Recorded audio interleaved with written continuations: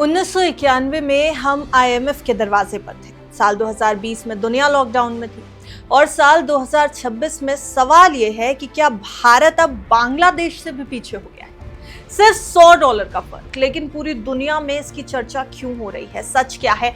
Economy कमजोर हो रही है या सिर्फ डेटा का खेल है? हेलो एंड वेलकम, आप देख रहे हैं गुड रिटर्न्स। मैं हूं आपके साथ अर्णिमा द्विवेदी।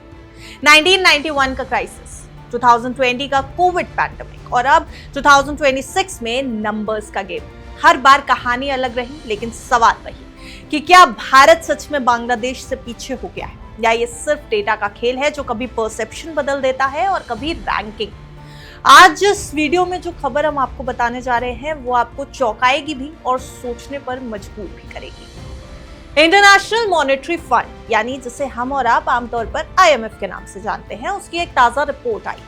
रिपोर्ट के मुताबिक साल 2026 में बांग्लादेश भारत से आगे निकल सकता है, लेकिन ठहरिए, यहाँ पे एक ट्विस्ट है। ये तुलना हो रही है, ये कंपैरिजन हो रहा है जीडीपी पर कैपिटा के आधार पर, यानी प्रत्येक व्यक्ति औसत आय, हर एक व्यक्ति एक देश में एवरेजली क्या कमाता है उसके बेसिस पर। आईएमएफ के मुताबिक 2026 में बांग्लादेश का पर कैपिटा इनकम होगा करीब $2,911, जबकि भारत का रहेगा लगभग $2,812। फर्क सिर्फ $100 का, लेकिन चर्चा बहुत बड़ी। अब असली खेल को थोड़ा समझिएगा। जीडीपी पर कैपिटा का मतलब होता है देश की कुल कमाई और डिवाइडेड बाय उसकी कुल आबादी, यानी एक देश में कुल कमाई कितनी हो रही है उसको डिवाइड कर दीजिए उसकी पॉपुलेशन से, टोटल पॉपुलेशन से, यानी जितनी ज्यादा पॉपुलेशन उतनी कम एवरेज इनकम। और यही भारत की सबसे बड़ी चुनौती है। एक तरफ भारत दुनिया की सबसे तेजी से बढ़ती अर्थव्यवस्था है, दूसरी तरफ दुनिया की सबसे ज्यादा आबादी वाला देश भी। यही वजह है कि टोटल जीडीपी में भारत बहुत आगे है। आईएमएफ के मुताबिक 2026 में भारत की कुल जीडीपी होगी करीब $4.1 ट्रिलियन, $4.1 ट्रिलियन, जबकि बांग्लादेश की जीडीपी करीब $510 बिलियन की होगी, यानी साइज के हिसाब से कोई मुकाबला नहीं।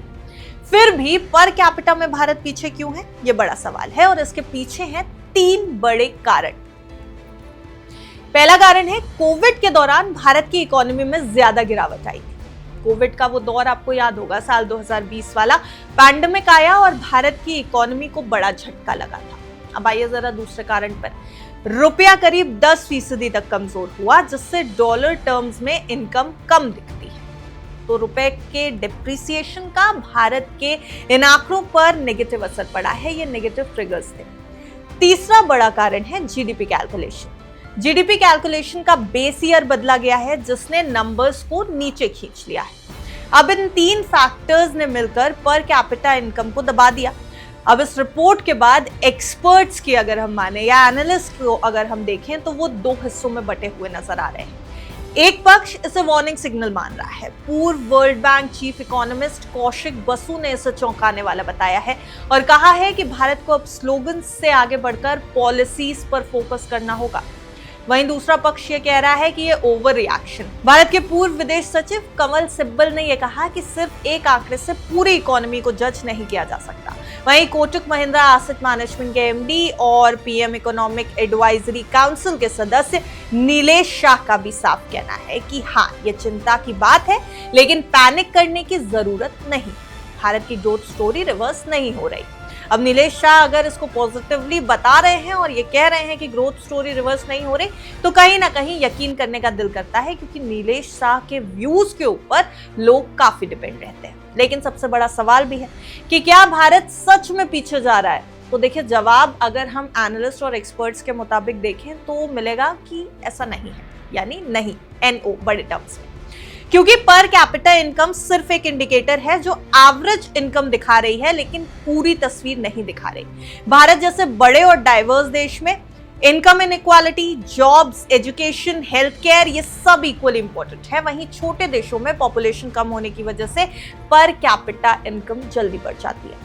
तो क्या हमें चिंता करनी चाहिए? जवाब तो है कि हाँ, लेकिन लिमिटेड एक्सटेंट तक, क्योंकि ये दिखाता है कि आम आदमी की इनकम ग्रोथ अभी उतनी तेज नहीं है, लेकिन पॉजिटिव साइड भी है। आईएमएफ खुद कह रहा है कि 2027 में भारत फिर से बांग्लादेश से आगे निकलेगा और 2031 तक ये लीड बरकरार रह सकती है। तो साफ है, ये सिर्फ नंबर्स की लड़ाई नहीं है, ये एक बड़ा इंडिकेशन है, बड़ा संकेत है। अब फोकस सिर्फ ग्रोथ रेट पर नहीं बल्कि इंक्लूसिव ग्रोथ पर होना चाहिए, क्योंकि देश का बड़ा होना काफी नहीं है, हर नागरिक का आगे बढ़ना जरूरी है। और असली सवाल यही है कि क्या भारत की ग्रोथ हर आम आदमी तक पहुंच रही है? जवाब आपको क्या लगता है कमेंट सेक्शन में जरूर बताइएगा। देखते रहिए गुड रिटर्न्स।